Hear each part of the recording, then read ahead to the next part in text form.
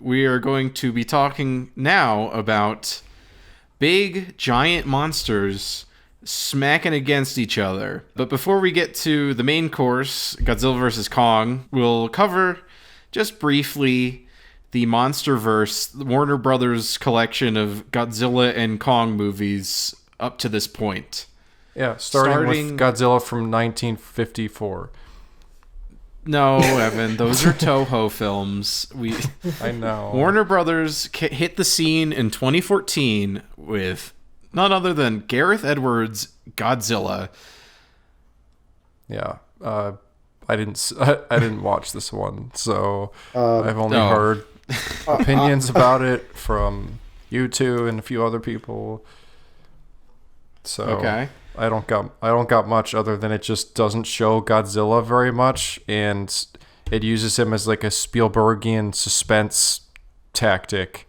Yeah, well, Aaron said this in a text, and I think it was pretty apt, not to steal it from him, but Aaron says, when looking at the Monsterverse movies, it's hard to look at the 2014 one as if it's part of it at all, because it's so far removed. Oh, yeah. Like, it looks drastically different.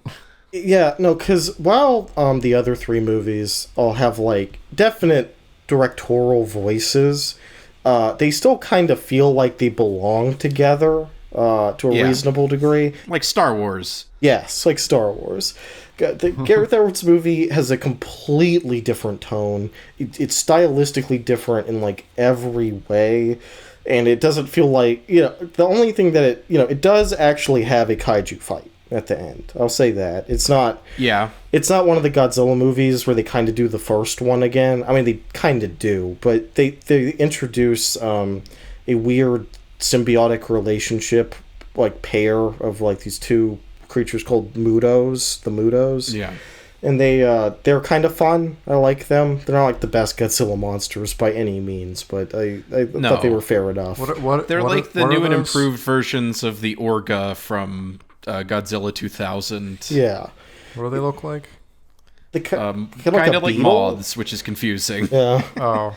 They're like bat moth things. Yeah, okay. Very insectoid. They got like spiky limbs. They're kind of fun. But yeah, it is correct that film heavily uses Godzilla for just like suspense Jaws elements and less for straight up fighting. Though I do really like a couple set pieces in it. The Halo jump, and pretty much everything from the Halo jump on is badass. Yeah. Even if you can't see it on the Blu-ray. Yeah, the 4K is better, but that movie is still just color graded completely dark. But what I picked up when I was watching it this time, I looked at the bonus features, and Gareth Edwards is talking about like his process for making it.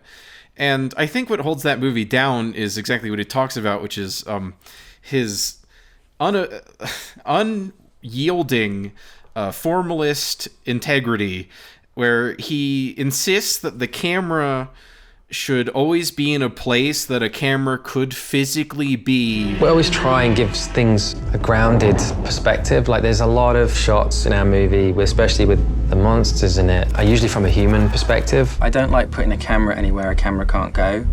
So I don't like getting footage of the creatures in a way that would be impossible. So it either has to be a helicopter, handheld, someone on the ground. And he says like he breaks it after a certain point, which, I mean, yeah, you literally fucking have to, but like, I don't know. It's such a weird idea to give him this movie as the first in this franchise, because he's so specific and everything that it just kind of set the bar in a very weird place, because Monsters is the same kind of thing, but the reason that it's shot like that in Monsters is for budgetary reasons.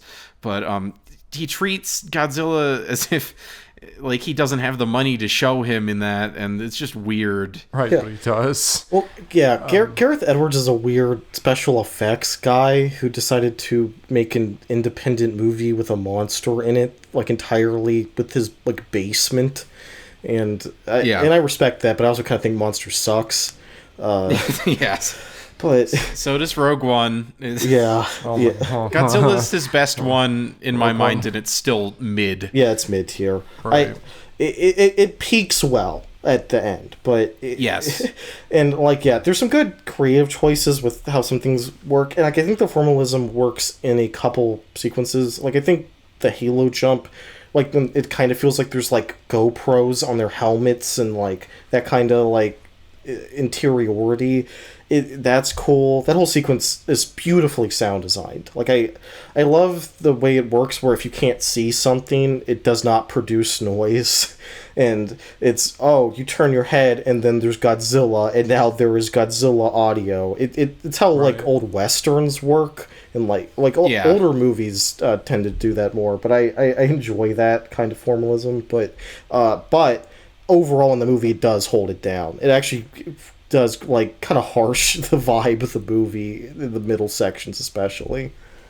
Yeah, it has its place, but it's really not like you. There's no reason to be so strict about it, man. No. It's you're making a Hollywood movie that's trying to make money. It's not a very smart idea. So it's really weird to me that Warner Brothers was like, yeah, Gareth Edwards. Well, yeah, and then they immediately did a 180. And the directors after that film leaned heavily into the just absurd monster mashes that you see in a lot of the Toho ones, the later Toho ones. And that's what you would expect, so that's why it's so weird that Gareth Edwards did it. But before we move on to those, just for each one of these, I want to note the human element, because they are, they're the part that people really fucking get hung up on. They grind on the human parts a lot. And with this movie, I completely fucking understand, because Aaron Taylor Johnson's character has the right place, right time syndrome to a degree that I cannot even comprehend. Yes. He's also kind of a character void. Yes, he doesn't have any traits, and it's just he is at every single event that would carry this through for no reason, because he has no connection to Monarch, which are the people in charge of the monsters in the universe. So but it's like his entire journey crosses multiple country lines, just multiple borders, and he's all over the world, right place, right time. It just, the human element in that movie just fucking sucks. Oh, yeah. No, the only character in it that has, like, things is Bryan Cranston's, and he's in, like, 3 scenes. Yeah, not very good. That was, like, marketed to make it seem like he was, like, a main character in a lot of the movie. Yeah, off of Breaking Bad. Yeah. And then he just...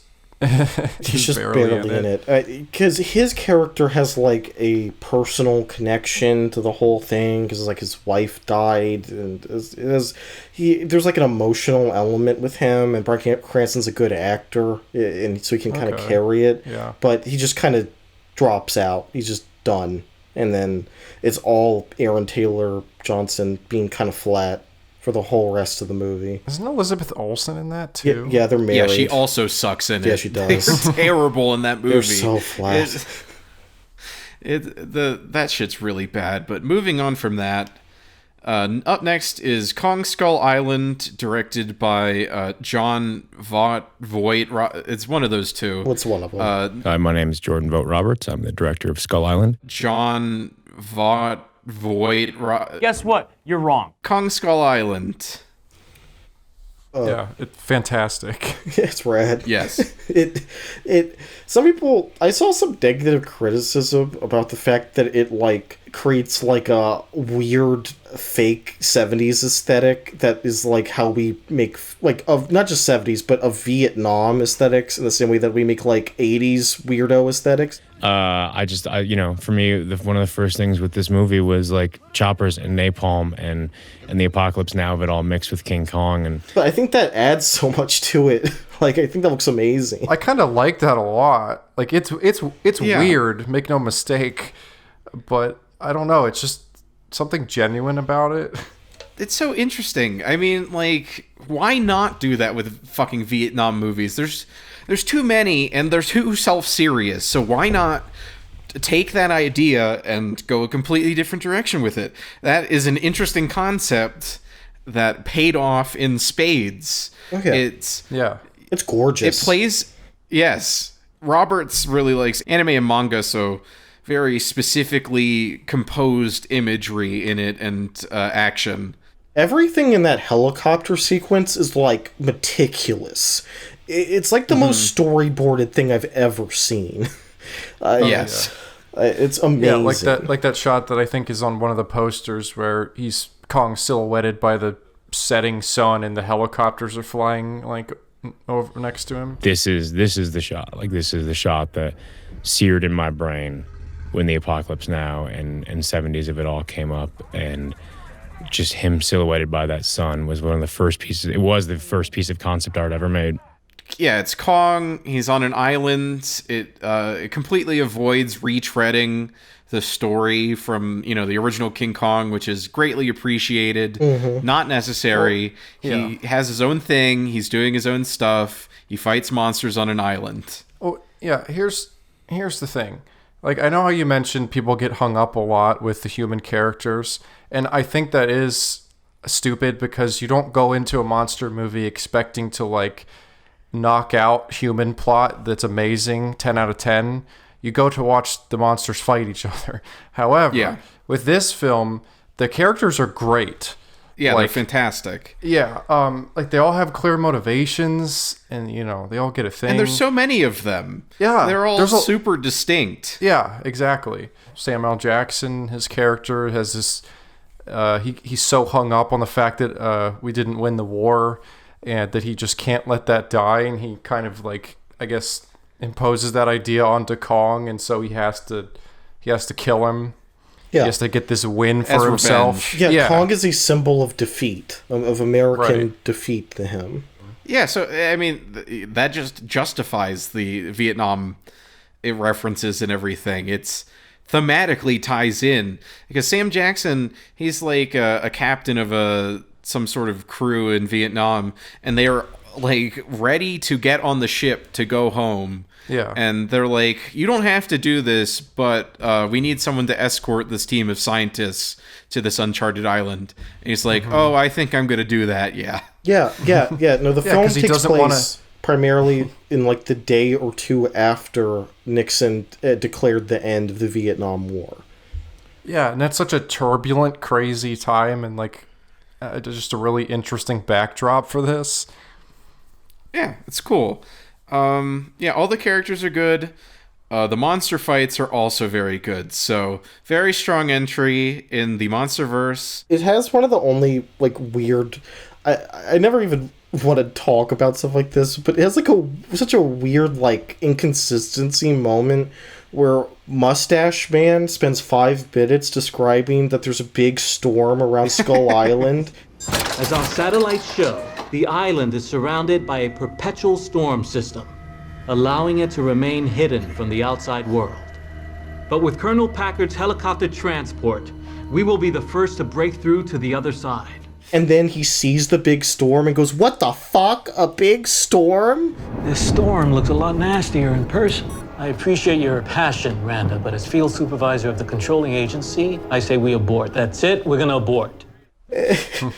I get caught up in that every time I watch it. I can't help. Yeah, it's just so weird. But it doesn't matter. It's a completely irrelevant thing. It's just every single time I watch the movie, I notice it. But yeah, it's just besides. I have to look for that next time. I don't quite remember. Yeah, it's just a little thing, but like it's a very well put together, extremely well put together, well written movie. I'm sad that Jordan Vogt-Roberts is going to be hung up in video game movie development hell for the next 20 years. He's made the awful mistake of aiming for his passions, which happen to be video games. Yep. Yeah. He'll never make a movie again. Metal Gear Solid movie will never come out. And if it does, it'll be a horrible disaster, and he'll have wasted all the time he could have been making other films. Yep, as is tradition. At least we got Skull Island, because it's great. Yeah. Another thing that also came out is King of the Monsters, directed by Michael Dougherty. I think Kong Skull Island, just on a shot-to-shot basis, is like unbelievably well put together.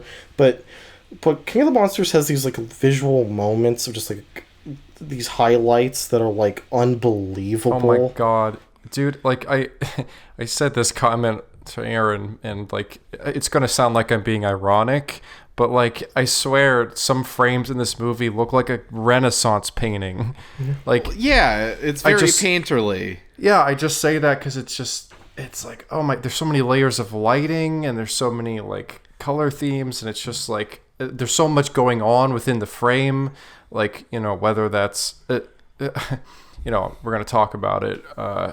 It's contrary to popular belief, the snow and rain assets that they put in there do not detract from the film, and actually add a little thing called atmosphere and tone. And I don't know if people were watching this without their glasses or what, but it doesn't. You can see what's going on. No, every single critic, like, with no exception, even people we like and respect, every single person coming out of that movie swears to God that you cannot see the monster fights because there is rain and smoke. Yeah. Pretty much every monster fight is marred by snow or rain and shaky cam, and it's all like murky and hard to follow. But it's like not true. You're lying. That is a lie. A lot of the time they're obscured on purpose, like they're in silhouette or something, but that's for a reason. Yeah, but you can still make out their entire action through their silhouette, even in those moments. Yeah, and I would also argue that in addition to adding atmosphere to the scene, it also covers the CGI and probably just makes it look generally better.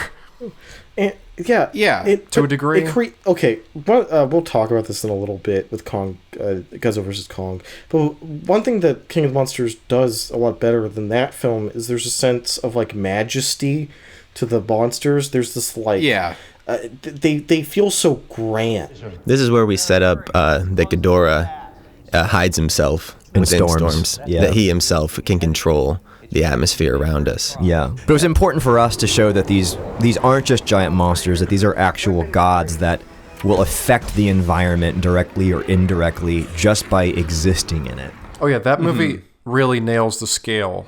And part of that is that, I mean, it's a big part of the old Toho movies too, is you have to show the characters' reactions. And that was another complaint a lot of people had, was like, in King of the Monsters, they're cutting to Vera Farmiga and the early edition guy and all their boring shit nobody cares about. That gets way too bogged down in that. It cuts to the people too much, and it's like, that is just fucking bullshit too, because the whole thing, those human characters, the whole point for all of these movies is the human characters deliver you the plot, and they get you to the beats where the monsters are, which is where what you come for. So it's important to tie them through the entire thing. So their reactions are important because, you know, they're the actual main characters. So I like, it uses a lot more than the other ones, maybe.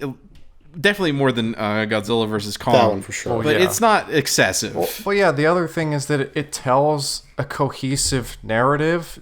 Another thing that's contrary to popular belief, a lot of people were throwing around the word incoherent for this, like the human narrative. It's so straightforward. The stuff is so basic. It's just so... Like, what did you not understand? It's just dumb. Yeah. And that's fine. There are ecological fucking terrorists who want to bring out all the monsters, in particular King Ghidorah, Monster Zero, to reset Earth and, like, fuck up humanity because we've fucked everything. And the main character's wife is in league with them, and then she takes their daughter with her, and then he has to go after them. If they were able to heal their family drama, this whole story doesn't happen. Yeah, we kept calling it Kramer versus Godzilla. It's like the worst divorced movie in the world. And then that's it. That is literally the story. The three characters are just there to symbolize the conflict of humanity in a more broad sense, but in the movie, between Monarch and the eco-terrorist led by Charles Dance, who delivers an excellent performance. Oh, he's great. Charles Dance. Yeah, he's really funny. I'm not a huge Game of Thrones guy, but he kills it in that show, and he kills it in everything else. He's a great actor. Yeah, it's just all around. I mean, you and I, Aaron, we have seen a lot of Godzilla movies. Yeah. I know I've seen all of them. Have you? Yes. I've seen all of them. A lot of them not since I watched them on VHS tapes when I was like 6, but I've seen all of them at one point or another. Yeah. And this movie is very clearly made by a fan of those movies. It has a lot of, and it's not super fan servicey. I don't want to make it sound like that. It's not like a Marvel movie or anything, but it is very much dedicated to those films. It's goofy and it leans into the absurdity. Like, as you see when they have a giant flying aircraft command center that tracks Godzilla. That's like straight out of one of those earlier movies. Yeah, that's most pure Heisei, or how do you pronounce it? Yeah, I don't know the. Yeah, the 80s to 90s Godzilla films, and to also an extent the Millennium ones, are filled with fucking anti-Godzilla or pro-Godzilla, depending on the movie, battle carriers and shit, which this movie is also stuffed with. Yeah, it's and just a lot of the visual references. Another complaint that people have about the monster action in the movie is that there's too many close-ups, and that I've heard this said the old movies are all shot in wides, and it's like, no, they fucking aren't. No. Godzilla vs. Biollante, which is one of the best movies of the whole franchise, in my opinion and a lot of people's opinion, all the monster fights in that are primarily through close-ups, and that makes it stand out as one of the better movies of its era, is because it's so visually just distinct. Yeah, right. Oh, and while this does use close-ups, it also has plenty of wide shots. Yes. It's even in the trailer. There's that shot at the very end when Godzilla and Ghidorah are having their final fight, and it's a super wide showing the whole destroyed cityscape, and they're running at each other. And then it smashes in onto them. Yeah, it's awesome. It's awesome. Yeah. That shot's so cool. No, it's awesome. Oh my god. From a visual standpoint, this movie is just absolutely gorgeous. The scene when they're in the submarine underwater and they're looking for Godzilla, and he starts approaching them, and the whole sea they have this giant glass viewing platform, and it's just completely dark, and then it's just these pulsating blue bursts of light because he's radioactive, and that's the light he's giving off, and so it just blinks and then it goes dark and then it blinks. It's, oh my god. It's so fucking cool. Yeah, no, there's great stuff with that. They made Mothra bioluminescent in this film, and it looks amazing. And now in the old movies, the larva would change her eye color depending on her mood. So her eyes would go red if she was upset and blue when she was calm. So in this case, we brought in the concept of making her bioluminescent. Also, on a fan level, when I watched this in theaters, I will say that I spent the entire film until somewhere in the middle going, are they going to say that King Ghidorah's a stupid fucking alien? And then they did. They do. And it factors into the whole plot of the movie. Yeah, no, because the entire film is about the fact that humanity is an ecological disaster, and climate change, all that stuff, and that the Titans are from a earlier age, and if they, fuck the Earth up, we will return to it. And, they talk about stuff that we've actually seen with, the coronavirus and stuff, where when people aren't out and about as much and stuff starts growing back, the air improves, things like that.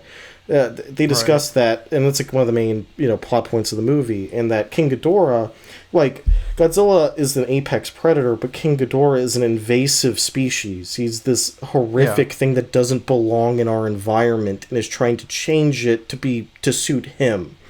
He's trying to challenge Godzilla for his throne, because Godzilla is, as the title suggests, the king of the monsters. He's the true king. Ghidorah is a false king. Yeah. Coming from Planet X or whatever, he's trying to fuck shit up and take over. Yeah, he's so cool. Yeah. I'm sorry, but if you don't look at just that sweeping wide of Washington D.C. underwater as military aircrafts are shooting tracer rounds into the air and then King Ghidorah's in a giant hurricane and there's lightning going. Like, if you don't look at that and go, that's cool, then I don't know what to tell you. Yeah. Like, I think you went in with the wrong expectations. Yeah, I also like how the film is able to... it gives Godzilla a pretty good amount of time, and he gets to underdog against Ghidorah.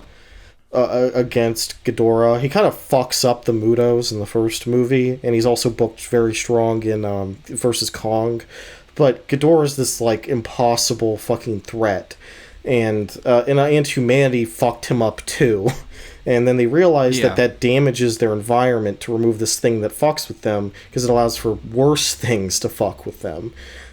Which also ties into, like, the very simple but understandable theming about the environment that people claim the film does not have.